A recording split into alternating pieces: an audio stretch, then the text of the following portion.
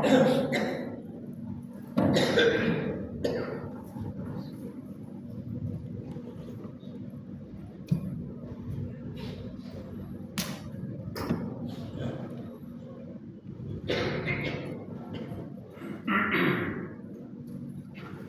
بالله من الشيطان الرجيم. بسم الله الرحمن الرحيم. السلام عليكم ورحمة الله وبركاته. الحمد لله رب العالمين وبه نستعين على أمور الدنيا والدين.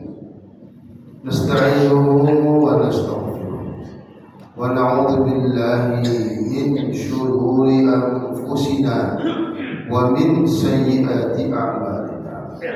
اللهم صل وسلم وبارك على حبيبنا وسيدنا ومولانا محمد وعلى آله وأصحابه ومن تبعهم بإحسان إلى يوم الدين. سبحانك لا علم لنا إلا ما علمتنا إنك أنت العليم الحكيم. ولا حول ولا قوة إلا بالله العلي العظيم. رب اشرح لي صدري ويسر لي أمري واحلل عقدة من لساني يفقهوا قولي. أما بعد. Yang sama-sama kita muliakan para alim ulama, para habaib tokoh masyarakat, hadirin wal hadirat yang mudah-mudahan kita semua sama-sama dimuliakan dan dirahmati Allah Subhanahu wa taala. Amin ya rabbal alamin. Puji dan syukur kita serahkan kehadirat Allah Subhanahu wa taala yang telah memberikan taufik, hidayah, kesehatan dan kesempatan sehingga kita dapat melaksanakan salat maghrib berjamaah sambil kita menunggu isya. Kita yang iktikaf, bagi yang belum iktikaf, talabul ilmi dan silaturahmi, mudah-mudahan seluruh amal ibadah kita diterima dan dilipat gandakan pahalanya. Amin ya rabbal alamin. Sallallahu alaihi wasallam semoga tetap tercurah kepada baginda Rasulullah sallallahu alaihi wasallam, juga kepada keluarga beliau, para sahabat, para tabi'in, tabi'in yang ucapan Allahumma shalli ala sayyidina Muhammad wa ala alihi wa sahbihi ucapan assalamualaikum ya Rasulullah. Baiklah, pada kesempatan yang mulia ini kita lanjutkan kajian tafsir kita surah Ali Imran ayat yang ke-152. Ayat cukup panjang, kita bahas satu ayat saja pada malam hari ini, yaitu ayat yang menjelaskan tentang penyebab kekalahan kaum muslimin di perang Uhud. Jadi Allah sebutkan penyebab ini ada 3 penyebab supaya jadi pelajaran bagi kita, terutama dulu para sahabat, supaya jangan mengulang kembali 3 kesalahan ini. Dan kita juga sekarang ya, kita kalau terjadi peperangan atau terjadi satu di dalam yayasan kita, perusahaan kita, maka jangan sampai kita mendapatkan 3 perkara. Inilah yang akan menyebabkan kalahnya dalam perang, mungkin mundurnya dalam usaha kita, yayasan kita, ya. Ini jadi pelajaran. Kaitan ayat ini dengan ayat yang sebelumnya, yaitu ayat sebelumnya Allah memerintahkan jangan sampai kita mentaati orang kafir, walaupun umat Islam sudah kalah dalam peperangan Uhud, jangan sampai mereka menyerahkan diri di mata-mata, ya. Tetaplah di atas kebenaran, karena kalau kita mentaati mereka, kita malah nanti akan ditariknya, ya, akan dijadikan mengikut agama mereka, ya. Tapi tetaplah kita menjadikan Allah sebagai pelindung kita, karena Allah lah sebaik-baik penolong. Karena Allah akan, kalau Islam istiqomah dalam kebenaran, dalam perjuangan, Allah akan lemparkan, masukkan ke dalam hati orang kafir itu rasa takut, ya, karena mereka menyekutu Allah Subhanahu wa taala. Maka tetaplah kita meminta perlindungan hanya kepada Allah dan yakin, ya, Allah lah pelindung dan penolong kita. Baik, maka pada hari ini dijelaskan lagi tentang kesalahan, 3 kesalahan yang menyebabkan umat Islam mendapatkan kekalahan di perang. Allah berfirman, A'udzu billahi minasyaitonir rajim. Bismillahirrahmanirrahim. Wa laqad sadaqakumullahu wa'dah idh tahussunahum bi'idnihi hatta idza fashiltum wa tanaza'tum fil amr wa 'asaytum min ba'di ma arakum ma tuhibbun minkum man yuridu ad-dunya wa minkum man yuridu al-akhirah thumma sarafakum 'anhum liyabtaliyakum wa laqad 'afa ankum wallahu dzu fadlin 'alal mu'minin. Shadaqallahul 'azim. Wa laqad sadaqakumullahu wa'dah. Dan sungguh Allah telah membenarkan janjinya kepadamu. Istahussunah, ketika kamu membunuh mereka, mengalahkan mereka dengan izin Allah.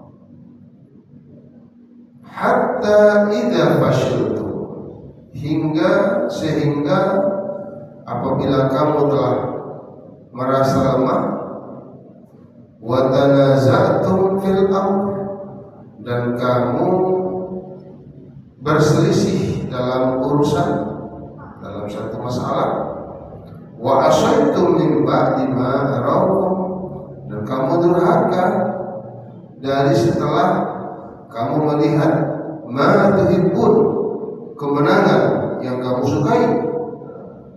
Minkum may yuridud dunya, sebagian kamu ada yang menginginkan dunia, wa minkum may yuridul akhirah, dan sebagian kamu ada yang menginginkan akhirat.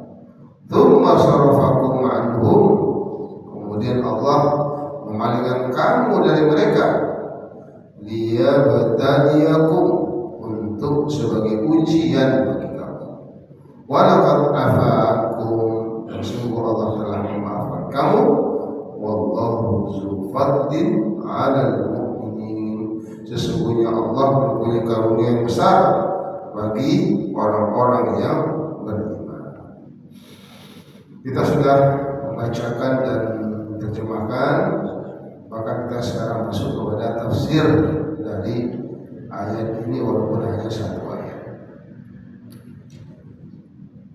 Allah berfirman, wa laqad sadaqakumullah wa'dah, dan sungguh-sungguh, lam untuk lam taukid, qad juga untuk taukid, untuk menguatkan, dan sungguh-sungguh artinya ini menguatkan bahwasanya Allah benar-benar menepati janjinya.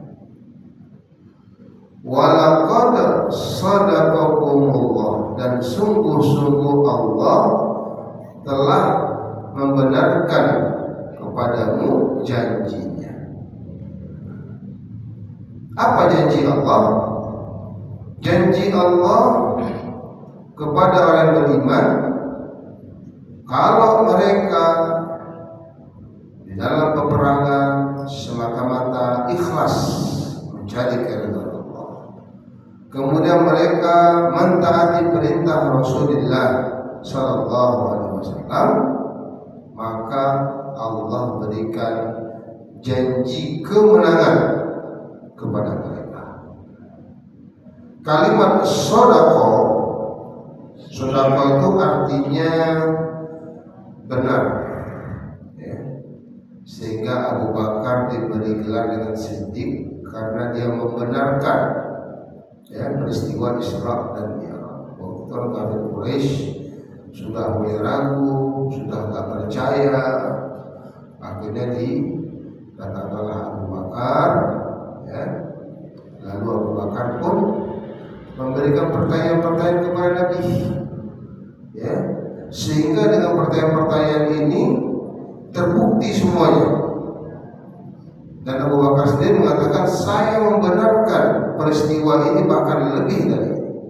Kemudian Abu Bakar bertanya kepada Nabi, ya Rasulullah, bagaimana ini dan bagaimana nanti? Semua dijawab Nabi.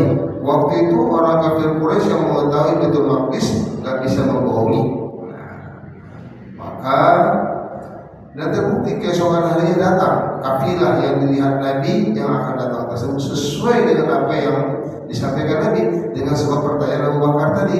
Maka waktu itu orang yang kafir pun mengakui tentang kebenaran Isra dan Mi'raj karena pertanyaan ini sesuai, ya. Maka Abu Bakar dibilang dengan Siddiq. Jadi di sini Allah membenarkan artinya kalau seandainya umat Islam melaksanakan syarat-syaratnya. Apa yang dibenarkan? Wa'dahu, janjinya. Janji, karena Allah berjanji akan memberikan kemenangan kepada kaum muslimin. Kapan itu dibuktikan oleh Allah? Ketika orang Islam perang Uhud jumlahnya 1.000 pasukan kaum muslimin. Tapi begitu sampai di medan perang, jumlah kaum kafir 3.000, 3 kali lipat. Akhirnya 300 mundur, ya, lari ke Madinah karena mereka takut, ya, ini nggak seimbang. Kita sama dengan menyerahkan nyawa saja, lebih baik kita lari. Itu sudah kita bahas kemarin. Pemahaman mereka yang salah tentang kematian. Yang mati itu bukan karena seseorang perang, ya, bukan sebab seseorang yang ikut perang. Mati hidup itu di tangan Allah Subhanahu wa ta'ala. Yang 700 tinggal, tetapi mereka benar-benar ikhlas, niatnya semata-mata mencari keridhaan Allah. Tidak ada sedikit pun ingin mengambil harta ghanimah, ingin mengambil kekayaan, ya, ingin dijadikan sebagai pejuang yang utama. Tidak, semuanya ikhlas. Kemudian mereka mengikuti arahan Nabi Muhammad SAW. Maka Allah pun menepati janjinya, memberikan kemenangan kepada umat Islam di awal perang Uhud. Bahkan pembawa bendera ini pasukan inti itu berhasil dibunuh, dan 7 pendampingnya, 7 orang pendamping juga dibunuh. Tentu satu hal yang luar biasa, membuat pasukan musuh kocar-kacir berlarian. Ya, ini serangan yang luar biasa karena pertolongan Allah, janji Allah. Allah mengatakan, dan sungguh-sungguh sadaqahumullah, Allah telah membenarkan janjinya. Iddahussunahum bi'izni, ketika kamu membunuh mereka atau mengalahkan mereka dengan izin Allah. Kalimat tahussunahum ini artinya mengalahkan dengan kekalahan yang luar biasa. Ibarat kalau berperang, berhadapan, kita memukul mereka sekali, mereka memukul kita 1 kali, kemudian kita pukul lagi, mereka kalah, ya, itu masih biasa, ya, mungkin dia sempat balas. Tapi kalimat tahussunahu ini mereka nggak sempat membalas sama sekali. Kita begitu menyerang, berikan pukulan 1, mereka nggak balas. Sekali lagi mereka tumpang, ya, nggak sempat mereka membalas. Ini makna istahussunahu, ketika kamu mengalahkan mereka dengan kekalahan yang telak, yang nggak bisa mereka membalas. Ini bukti Allah membenarkan janjinya kepada orang-orang yang beriman, ya. Tapi sayangnya ketika sudah pasukan lari, pasukan kafir kocar kacir, para wanita-wanita yang sebagai penyanyi, sebagai penghibur mereka supaya mereka kelihatan lebih ramai, sudah mengangkat kakinya dan kelihatan emas terikat di kaki mereka itu, ya. Maka pada waktu itu umat Islam, sebagai umat Islam ini tergiur, berubah. Tadi dia apa? Lillah subhanahu wa ta'ala. Sekarang sudah berubah, jadi ingin mengambil harta ghanimah yang sekarang sudah bertebaran di depan mata mereka. Berarti kalau niat sudah berubah, maka kekuatan akan berkurang. Hatta idza fashiltum, sehingga kamu lemah, karena dia sudah tidak lillah sebentar lagi. Pasukan yang di atas gunung yang dikatakan Nabi jangan kalian turun sampai ada aba-aba dariku juga melihat. Sebagian mereka, oh kita sudah menang, pasukan inti mereka sudah mati, yang lain sudah berlarian, harta-harta sudah berhamburan, ya, tinggal ngambilnya. Kenapa kita masih di sini? Kita sudah menang. Nah, berubah niat. Ini maksudnya mereka tuh sebagian mereka cinta menyukai dunia. Inilah penyebab salah satu kekalahan di perang. Hatta idza fashiltu. Akhirnya yang pasukan gunung turun, tinggal hanya sedikit saja, beberapa orang yang tinggal di situ.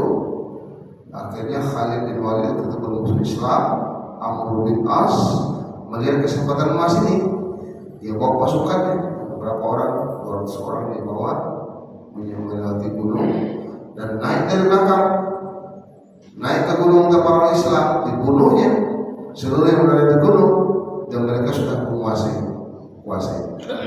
umat Islam akhirnya mendapat kekalahan. Ya. Hatta idza fashiltum, itu yang pertama.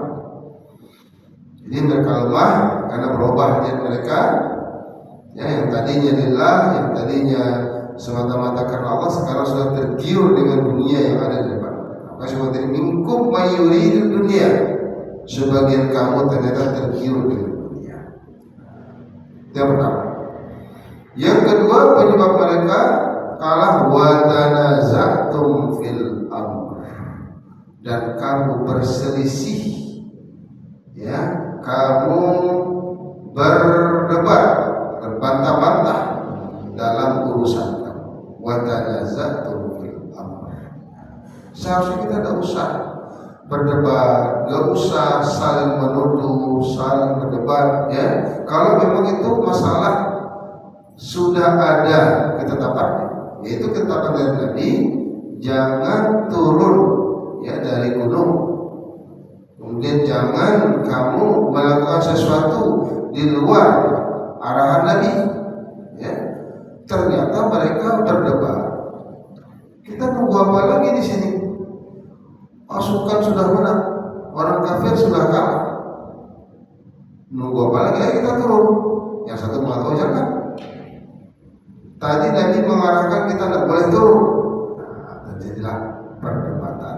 Yang padahal sudah jelas perintah Nabi, jangan turun, jangan melakukan satu pun yang di luar arahan Rasulullah Sallallahu Alaihi Wasallam. Waktu perang itu Nabi sudah mengatur strategi. Yang sayap kanan siapa, sayap kiri siapa, pasukan tengah siapa, sudah diatur semua. Pasukan gunung, ya, karena kalau memanah dari gunung itu lebih enak, ya, lebih mudah mengarahkan kepada sasaran, ya. Dan kita berkata, dan mereka berdebat. Wa tanaza'tum. Makanya yang kedua, ya, penyebab kedua, kenapa mereka begitu juga umpamanya dalam satu yayasan, ya, satu perusahaan, mulanya biasa-biasa saja, tapi karena yayasan itu sudah makin maju, berkembang, akhirnya di situ ada tokonya, ada kebunnya, banyak pemasukannya, berubah. Ketua yayasan belum berubah pikirannya. Nah, ini kita bagi aja sudah ini, ya kan? Di luar daripada yang hak mereka, maka ini juga menyebabkan nanti akan terjadinya kelemahan, ya, karena sudah berubahnya. Wa tanazatum fil amr. Kemudian yang ketiga, penyebab ketiga mereka mendapatkan kekalahan, wa asaitum min ba'di ma arakum ma tuhibbun. Dan kamu durhaka kepada Rasulullah, yang mendurhakai Nabi. Nabi menyuruh tetap, kamu turun, itu berarti kamu melanggar perintah Nabi, berarti kamu durhaka kepada Nabi. Min ba'di ma arakum ma tuhibbun. Padahal kamu melakukan perbuatan durhaka itu setelah kamu melihat apa yang kamu cintai. Apa itu? Kemenangan. Sudah kemenangan di depan mata. Artinya sekarang tinggal menikmati saja lagi, mendapatkan kemenangan, mendapatkan harta ghanimah. Seharusnya kamu pertama taat kepada Allah, tapi kok kamu malah tambah durhaka, ya? Kecuali mungkin belum lagi kemenangan, belum kelihatan, musuh tampak besar, ya, terus kamu lemah, kamu melakukan sesuatu pelanggaran, itu masih lebih lumayan daripada sekarang kamu sudah melihat kemenangan depan mata, musuh sudah ada, kenapa lagi masih durhaka kepada Nabi? Nah, ini berarti ini suatu hal yang sangat melampaui batas. Sama dengan kisah Nabi Musa, ya, ketika mereka menyeberang laut, ya, mereka melihat sendiri Allah membelahkan laut kepada mereka, pertolongan Allah di depan mata mereka. Sampai di seberang, ya, Nabi minta izin ingin mengambil Taurat, ya, malah mereka menyembah patung. Baru saja melihat kekuasaan Allah depan mata. Begitu Nabi pulang dari munajat, mereka sudah menyembah patung sapi Madinah yang mereka buat sendiri. Nah, ini kan keterlaluan. Baru saja melihat pertolongan Allah, bantuan Allah, kok malah sapi yang disembah? Nah, begitu juga di sini. Min ba'di ma arakum ma tuhibbun. Kamu masih mendurhakai Nabi, tidak percaya sama Nabi, melanggar, ya, perintah Nabi, padahal kamu sudah mendapatkan pertolongan dari Allah, ya, kemenangan sudah kamu lihat depan matamu sendiri. Nah, maka dijelaskan di sini, minkum mayyuridud dunya. Ternyata ada juga di antara kaum muslimin itu, walaupun dia kelihatan sholat, dia kelihatan melaksanakan ibadah, ternyata hatinya masih cinta kepada dunia. Keinginannya sangat besar, ya, kepada dunia. Seharusnya walal akhiratu khairul laka minal ula. Seharusnya akhirat itu lebih baik bagi kamu daripada dunia. Khairu wa abqa. Akhirat itu lebih baik dan lebih kekal, ya. Nah, jangan sampai kecintaan kita kepada dunia membuat kita durhaka, mencuri, korupsi, berbohong, ya, hanya dunia sedikit. Padahal akhirat yang dijanjikan Allah itu jauh lebih baik dan lebih kekal. Nah, seharusnya jangan sampai, ya, dunia itu mengalahkan, ya, mengalahkan niat kita. Jangan sampai dunia itu menyebabkan kita melanggar perintah Allah, perintah Rasulullah Sallallahu Alaihi Wasallam. Cinta dunia boleh, ya. Salah satu fitrah manusia zuyyina linnas hubbush syahawati minan nisa wal banin. Allah hiasi hati manusia itu mencintai dunia, anak-anak, wanita, ya. Tapi jangan sampai kecintaan itu mengalahkan cinta kita kepada akhirat, cinta kita kepada Allah, sehingga kita rela, ya, menzalimi diri kita dengan membuat perbuatan yang akan dilaknat dan disiksa oleh Allah Subhanahu wa taala. Minkum may yuridud dunya. Jadi para sahabat saja ada sebagian mereka yang masih cinta dunia, apalagi kita sekarang, ya. Maka banyak kita introspeksi diri kita, banyak kita istighfar kepada Allah. Ya Allah, siapa tahu aku termasuk dari kelompok ini ya Allah. Walaupun kita sahabat gimana lagi sholatnya, jihadnya, ya, perjuangannya, apalagi kita, ya, maka banyak-banyak minta ampun kepada Allah, banyak-banyak ya bertaubat kepada Allah, ya, mungkin kita lebih parah ya. Wa minkum may yuridul akhirah, dan sebagian kamu ada yang ingin akhirat. Memang ada sebagian sahabat itu ya mereka tidak tergiur dengan harta dunia sehingga melanggar, buat maksiat, tetap mereka istiqomah, ya, tetap mereka melaksanakan perintah, taat kepada perintah Nabi, ya.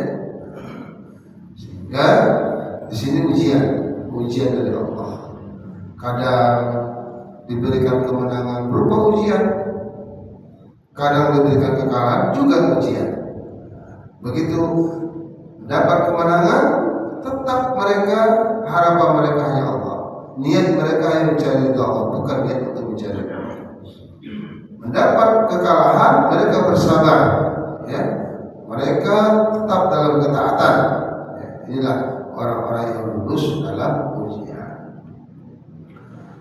Tsumma sarafakum anhum, kemudian Allah palingkan kamu dari mereka. Artinya karena kesalahan-kesalahan yang dilakukan tadi, akhirnya Allah kalahkan kaum muslimin, ya, sampai dikabarkan Rasulullah meninggal dunia, ya, dan waktu itu yang terbunuh ya ada 70 atau 75 orang yang terbunuh, sementara dari kaum kafir hanya 8 orang saja, 1 pemegang bendera, yang 7 yang pendamping, itu saja yang terbunuh.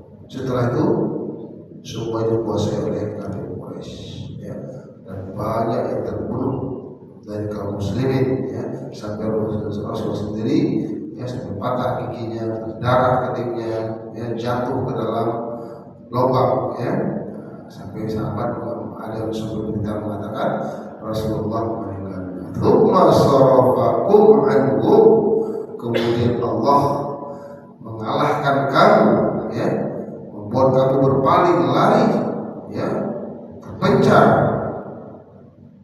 Sebenarnya Allah sanggup saja memberikan kemenangan kepada kaum muslim, walaupun mereka sudah melakukan kesalahan begitu, kemenangan di tangan Allah sanggup. Tapi Allah sengaja dijadikan sebagai pelajaran, ya, untuk sahabat dan kita juga umat Islam setelahnya, jangan sampai ya di dalam kehidupan kita ini mendurhakai Allah.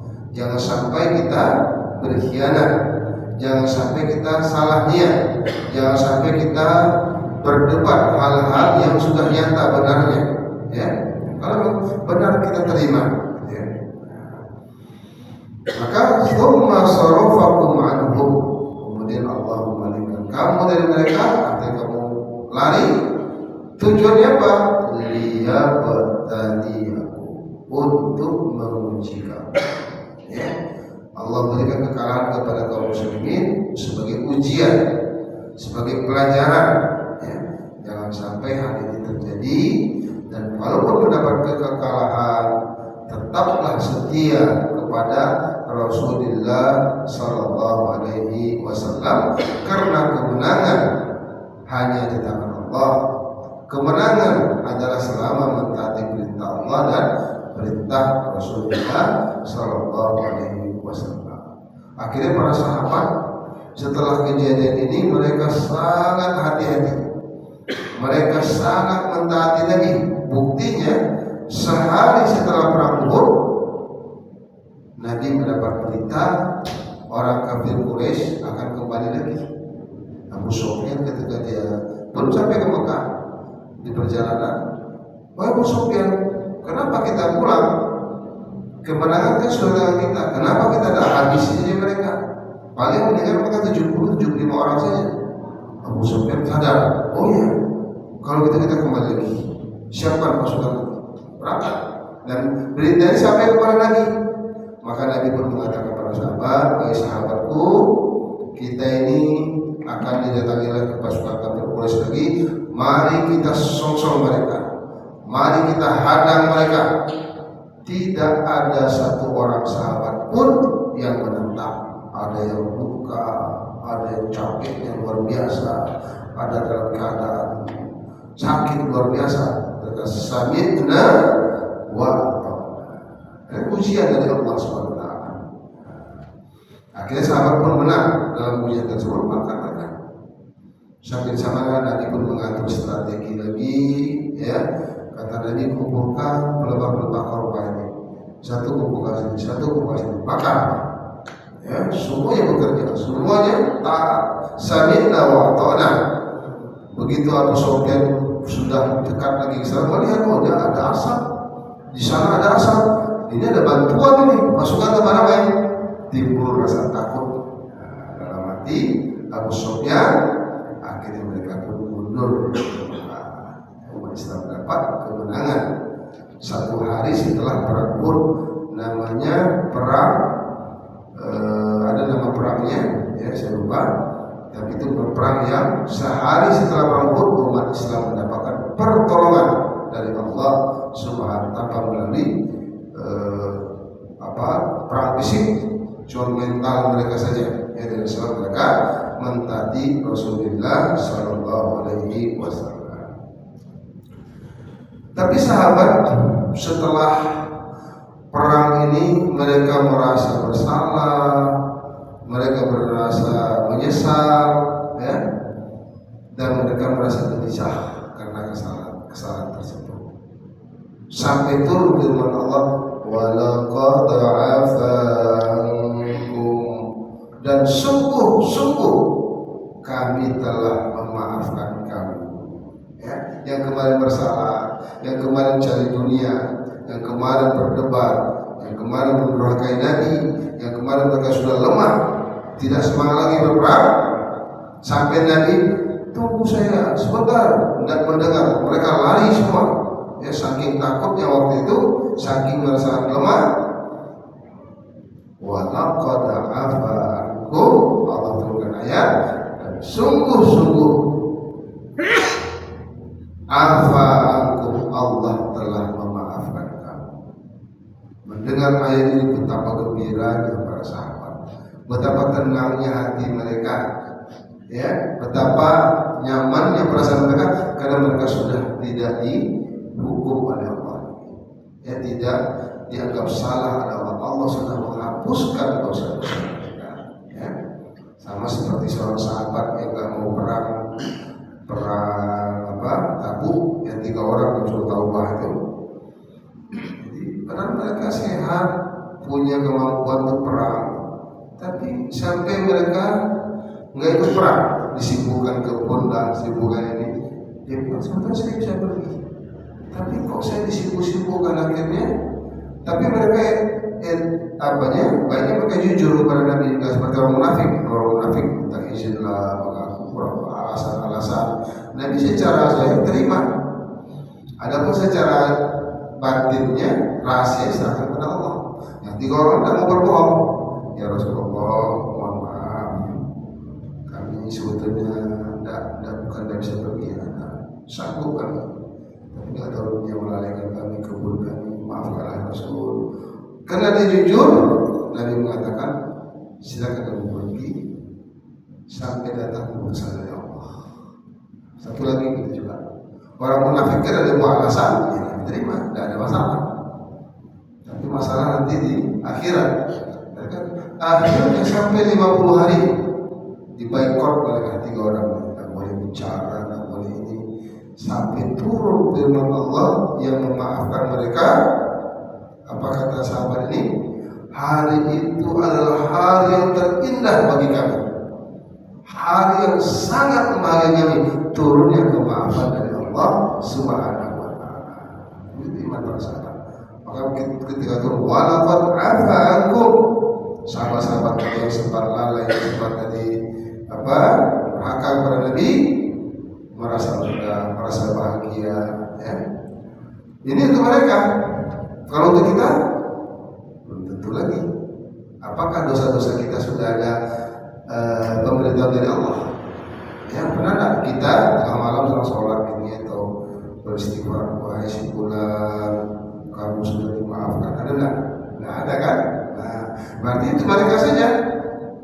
Nah, ayat selanjutnya ujung ayat, wallahu fadlin 'alal mu'minin, dan Allah yang maha, yaitu yang mempunyai karunia yang besar untuk orang-orang yang beriman. Apa karunianya? Yaitu Allah akan memaafkan mereka kalau mereka benar-benar bertaubat kepada Allah. Nah, ini untuk kita, ya. Kita mungkin banyak juga kesalahan kita, banyak juga dosa-dosa kita. Nah, dengan turunnya ayat ini juga kabar gembira, ya. Allah, ya, sangat besar karunia, ya, kemaafannya bagi orang-orang yang beriman. Oleh karena itu aku beristighfar, ya Allah, astagfirullah. Kita bertobat kepada Allah dan kita yakin dengan karunia Allah, Allah akan mengampuni, memaafkan dosa-dosa kita. Baik, inilah satu ayat yang kita bahas pada kesempatan kali ini, ya, sebagai pelajaran, ya, terutama kepada para sahabat karena mereka hidup di zaman itu, dan bagi umat yang setelahnya sampai hari kiamat, ya, karena sunnatullah tidak akan berubah. Allah akan bersama dengan orang-orang yang menegakkan kebenaran, membela kebenaran, ya, dan tetap istiqomah dalam amalannya. Baik, sebelum kita akhiri, mungkin di antara jemaah ada yang mau kita bahas, ada yang mau ditanyakan. Terima kasih. Kalau kita tarik kesimpulan bahwa perang itu ada yang kalah, ada yang menang. Karena umat Islam semangat, komandonya semangat, sehingga kita memenangkan perang tersebut. Perang itu. Kalau kita tarik ke zaman sekarang atau sebelum kemerdekaan Indonesia, kita kan perang dengan Belanda.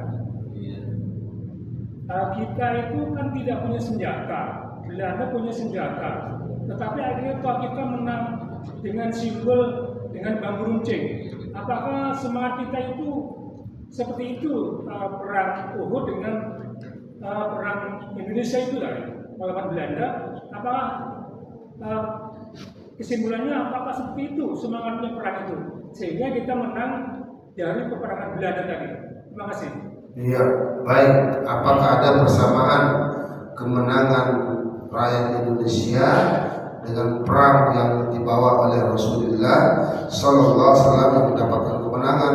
Karena kita bandingkan seperti perang Uhud, perang Badar, jumlah mereka 1.000 orang lengkap dengan senjatanya, Nabi cuma 304 ya, 313 atau 314 orang yang ikut dan sangat sedikit menggunakan alat perang karena mereka sudah tidak ada perang. Nah, apakah bisa kita kiaskan, ya, kejadian itu dengan peristiwa 17 Agustus atau ketika umat Islam melawan Belanda, ya, dari Indonesia, ya? Nah, maka jawabannya tentu ada persamaan. Pertama, persamaannya dari segi senjata tentu Belanda lebih banyak, lebih kuat, ya, lebih canggih. Sementara kita pakai bambu runcing, ya, pakai senjata jarak dekat, gitu kan, pakai pedang, pakai parang. Nah, sementara mereka pakai bisa jarak jauh, gitu kan. Ternyata umat Islam mendapat kemenangan. Kenapa umat Islam mendapat kemenangan? Pertama, yang ikut perang itu rata-rata umat Islam. Kemudian yang memandukan ulama. Dan yang mereka ucapkan ketika perang takbir, Allahu Akbar, Allahu Akbar. Ini berarti jelas karena mereka itu berjuang untuk membela negara mereka, membela agama mereka. Jadi ini di mana saja, bukan Indonesia saja, di daerah-daerah lain pun, sehingga sesuai dengan kam min fi'atin qalilatin ghalabat fi'atan katsiratan. Betapa banyak jumlah yang sedikit bisa mengalahkan jumlah yang besar dengan izin Allah, biiznillah. Kita lihat saudara kita di Iran sekarang, mereka dikucilkan sudah berapa puluh tahun, diembargo. Secara matematika mereka nggak bisa apa-apa, dibuat sanksi ini sanksi itu, ya kan? Tapi karena mereka sungguh-sungguh, kita lihat presidennya sangat sungguh, pakaiannya saya lihat jahitan itu sangat menyedihkan rumahnya, ya kan?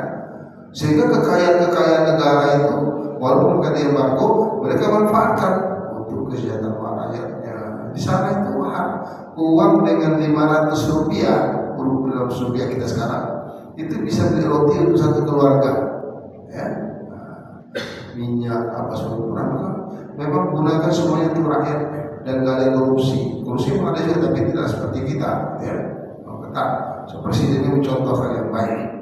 Kemudian mereka, kekayaan mereka itu mereka gunakan untuk kekuatan mereka, siapkan rudalnya, romnya dan sebagainya. Sehingga kalau Indonesia, kekayaan Indonesia digunakan itu mungkin berlipat-lipat Iran, ya, kekuatan kita ini. Tapi sayangnya korupsi, terlalu triliun, ya terlalu miliar, gitu kan, sehingga nggak jelas uang kita. Padahal kekayaan kita jauh lebih banyak, ya. Maka karena mereka, kita lihat walaupun secara akidah memang ada mereka yang perselisih dengan kita yang nggak sama, tapi kan perbedaan pendapat. Selama mereka mengucapkan la ilaha illallah Muhammad Rasulullah, itu saudara kita, ya. Mungkin perbedaan mungkin dari segi ada beberapa, ya, jangan dengan Syiah kita dengan saudara-saudara kita yang di sini saja bisa ada juga perbedaan antara NU dengan Muhammadiyah, ada perbedaan antara Aswaja dengan orang Salafi, ada perbedaan, ya. Tapi kita tetap menganggap saudara kita. Silakan berbeda, silakan punya pemahaman yang nggak sama, tetapi kita Tuhan kita satu, Nabi kita, Quran kita, kiblat kita sama, gitu ya. Maka kita harus lebih mendahului mereka daripada yang jelas Yahudi, orang Yahudi yang benar-benar menghancurkan umat Islam, yang membuat kerusakan di umat Islam, ya. Nah, maka sini sunatullah. Kalau mereka sungguh-sungguh mereka gunakan harta dengan sebaik-baiknya, kemudian mereka, ya, memanfaatkan dengan sebaik-baiknya, maka Allah akan menolong mereka, ya, membantu mereka. Maka peperangan kita dahulu itu ada kaitannya sekali. Bahkan dalam undang-undang itu disebutkan dengan berkat rahmat Allah, ya kan? Kita mendapat kemenangan itu bukan dengan seluruh kekuatan kita, apa senjata kita, semata-mata dengan rahmat dari Allah Subhanahu wa Ta'ala. Baik, mungkin ada lagi apa aja? Ya, terima kasih. Nah, bagaimana cara kita menyikapi semangat pada zaman perang, zaman kenabian itu, di zaman kita sekarang ini, zaman demokrasi, di mana pemimpin-pemimpin atau yang pendapat peraturan yang telah dilakukan oleh pemimpin itu kadang-kadang di demo, artinya terjadi ketidakpuasan. Nah, ini sehingga kadang-kadang ketidakpuasan ini memenangkan yang ini, padahal ada instruksi dari pemerintah ini. Nah, ternyata ini tidak mentaati pemimpin begitu. Nah, ini semangat yang ini bagaimana di dalam alam demokrasi kita? Iya. Bagaimana menyesuaikan keadaan kita sekarang? Yang jelas Indonesia bukan negara Islam, ya. Kemudian kebijakannya kadang tidak sesuai dengan syariat kita. Maka kita sebagai masyarakat, ya, kalau memang itu kebijakan pemerintah, itu tanggung jawabnya di depan Allah, ya. Tentang masalah kewajiban berjihad, mereka tidak membuka pintu jihad, maka nanti dia akan diminta pertanggungjawaban Allah. Kita selamat, kita ketika ada niat, ya, kita siap membela saudara Palestina kita siap membela saudara-saudara kita dimanapun. Tapi nggak dibuka oleh pemerintah, maka pemerintah yang bertanggung jawab. Kita siap menegakkan hukum Islam, potong tangan, ya, rajam. Tapi mereka nggak menegakkan, maka nanti yang akan ditanya mereka.